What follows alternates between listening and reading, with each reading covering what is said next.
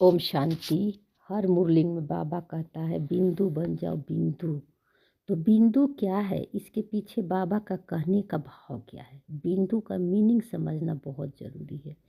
बिंदु का मतलब होता है एक डायमेंशलेस, जिसकी शक्ति और प्रेम अनकंडीशनल है, थॉट फीलिंग पर डिपेंड नहीं है।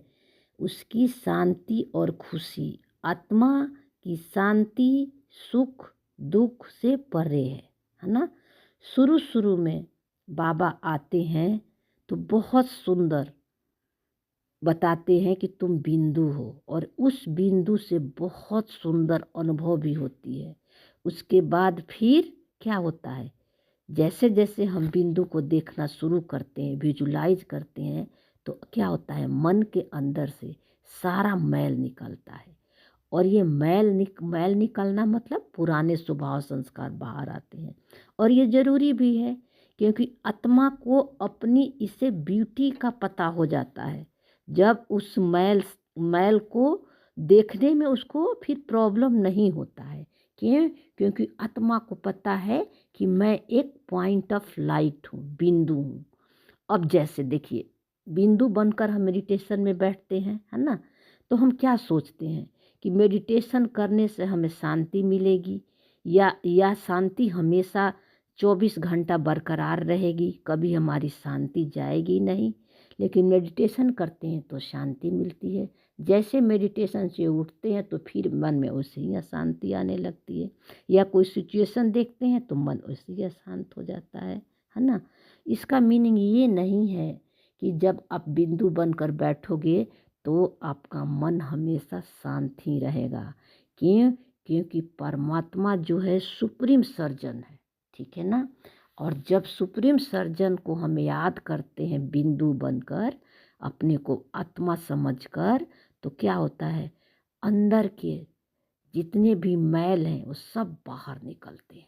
पुराने स्वभाव संस्कार जो 63 जन्मों तक हमने दबा के रखा है, वो सारे संस्कार बाहर आने लगते हैं। और जब आत्मा को अपने ट्रुथ का पता होता है तो उस आत्मा को उस मैल देखने में भी कोई प्रॉब्लम नहीं होती है, यानी अपने संस्कारों को देखने में भी कोई प्रॉब्लम नहीं होती है। तो बिंदु का फिर क्यों प्रॉब्लम नहीं होती है, तो इसका मीनिंग समझना बहुत ज़रूरी है कि बिंदु का रियल मीनिंग क्या है ना। तो बिंदु का मीनिंग क्या है, बिंदु जो है सारे अनुभवों को प्रभावित करती है, प्रकाशित करती है, लेकिन उसकी कोई भी इच्छा नहीं होती कि ये संकल्प, ये थॉट या फीलिंग निगेटिव आ रहे या पॉजिटिव आ रहे, अच्छा आ रहे या बुरे आ रहे हैं, है ना। ये नहीं आए या आए, दोनों में इंटरेस्ट नहीं रहता है। ये दोनों से आत्मा परे रहती है ना। पॉइंट ऑफ लाइट सारे अनुभवों को देखती है, सभी अनुभवों को प्रकाशित करती है। बिंदु है तो सारे अनुभव है, लेकिन किसी भी अनुभव को, चाहे निगेटिव हो या पॉजिटिव हो, दुख के हो या सुख के हो, जीरो पक्षताप, है ना। जीरो पक्षताप होता है आत्मा को, कोई मतलब उससे में इंटरेस्ट नहीं है। इसलिए बिंदु का मीनिंग समझना जरूरी है। आत्मा इन सबसे परे है। आत्मा ये अनुभव नहीं है। आत्मा जो आपके संकल्प, थॉट, फीलिंग मन में आ रहे हैं, जिससे आत्मा पहचान बनाकर दुखी हो रही है, वे आत्मा नहीं है। आत्मा इन अनुभवों से परे है। आत्मा है तो सारे अनुभव है, आत्मा नहीं है तो किसी अनुभव में, किसी संकल्पों में पावर नहीं है कि वे आपको प्रभावित कर सके, जब तक आत्मा उस पर उसको पावर नहीं देगी, है ना।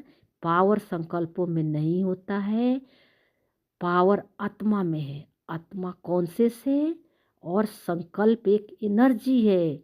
जब कॉन्शियस एनर्जी को पावर देगी तब उसमें पावर आती है संकल्पों में, नहीं तो वो लाइफलेस है संकल्प, है ना।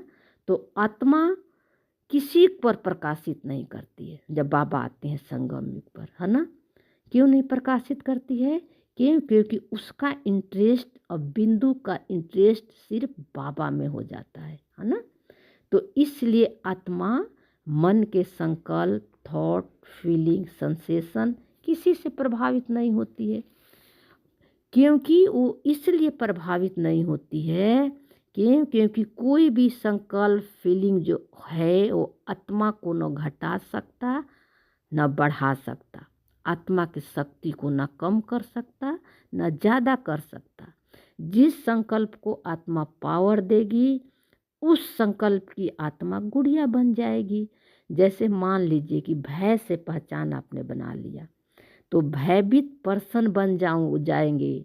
एक भय की दुनिया आप क्रिएट करने लगेंगे। आपको किसी न किसी से भय जरूर रहेगा, है ना।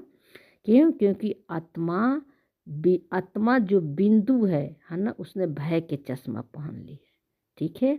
और आत्मा को पक्षताप इसलिए नहीं होता है, इसलिए उसको दुख नहीं होता है कैसा भी मन में संकल्प आए। क्योंकि आत्मा ना कुछ खोती है ना पाती है। क्योंकि आत्मा को माइंड और बॉडी के थ्रू हम अनुभव नहीं कर सकते।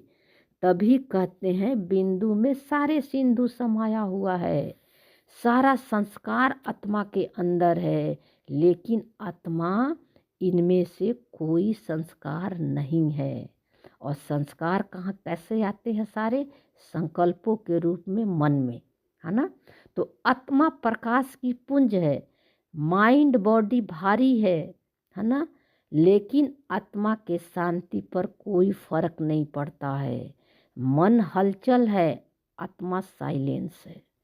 आत्मा स्टिल और मूवमेंट दोनों अनुभव करती है।